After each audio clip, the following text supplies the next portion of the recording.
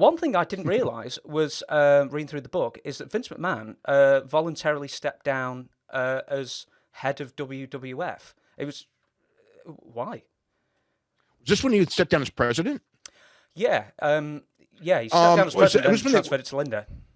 Right, with Linda. Okay, so that's because he was, you know, I mean, he knew he was about to get indicted, or he had already gotten indicted, and so he was preparing for the worst. That's basically what it was. You know, I mean, he brought in Jerry Jarrett.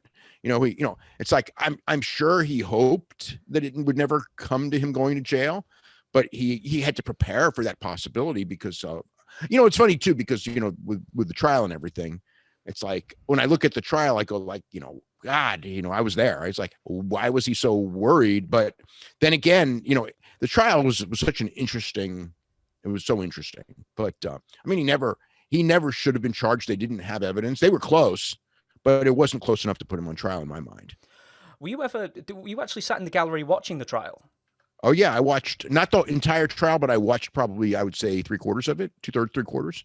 I missed the first couple of days, but I watched, from whatever day it was. Whenever I got there, I was in Long Island for 2 weeks, watching every day. Yeah.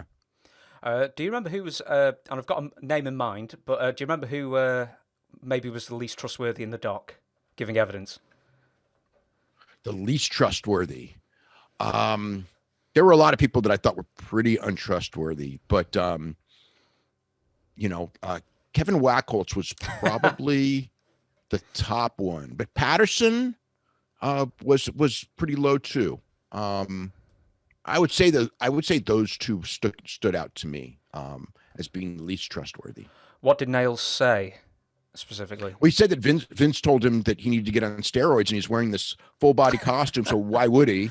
Plus, he said it like after 92 when Vince was telling everyone to get off steroids. So it was just like, completely ludicrous. But it actually, like, the New York Times had the big headline, first wrestler, to implicate Vince and telling him to get on steroids. And it's like, Vince may have told Rick Rude that. And I think in some form he did. Rick Rude always said he did, but then on the stand was kind of like, iffy about it. But and I knew Rick Rude would be, because, Rick Rude had a saying about, like, you don't shit where you eat. And he didn't want to be on the stand. He didn't want to be bearing Vince. So he was as soft as he could, as was almost everyone, that was there.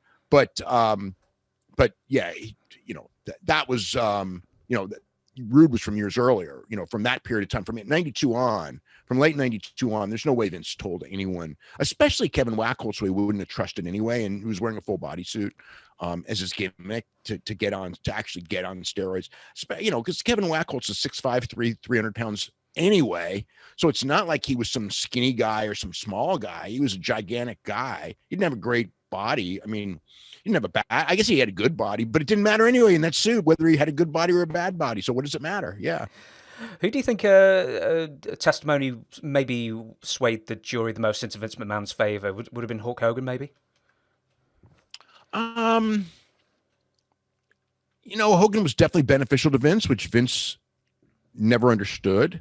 Because I remember when the trial was over, all Vince did was bury Hogan for not telling the truth. And it's like, dude, he saved your ass. When put on the spot, he saved your ass. But yeah, maybe the most. I mean, the other witness, he was supposed to be like a major witness against Vince, and he certainly turned out not to be that. Did you ever hear the story where when he was walking into court that day and the news cameras caught up to him, do you remember what he said to the news cameras, or do you not know the story? Boy, I think tell me about it. He told people to tune into the WCW pay-per-view coming up that Sunday. Oh yeah, I'm sure he did. Because he was right about he was right about to have that match with Ric Flair. It was only a couple weeks later. Yeah, it was right before. That got a lot of heat too, because it was like, in the trial, he exposed himself as a steroid user, and there he was, WCW was bringing him in as the biggest star in the company, the biggest star in the world. And, he did help turn their business around for a couple of years too. Do you smell what the Rock is cooking? Enough is enough! Rudy Poo had him writhing in pain with my sharpshooter. Rocky!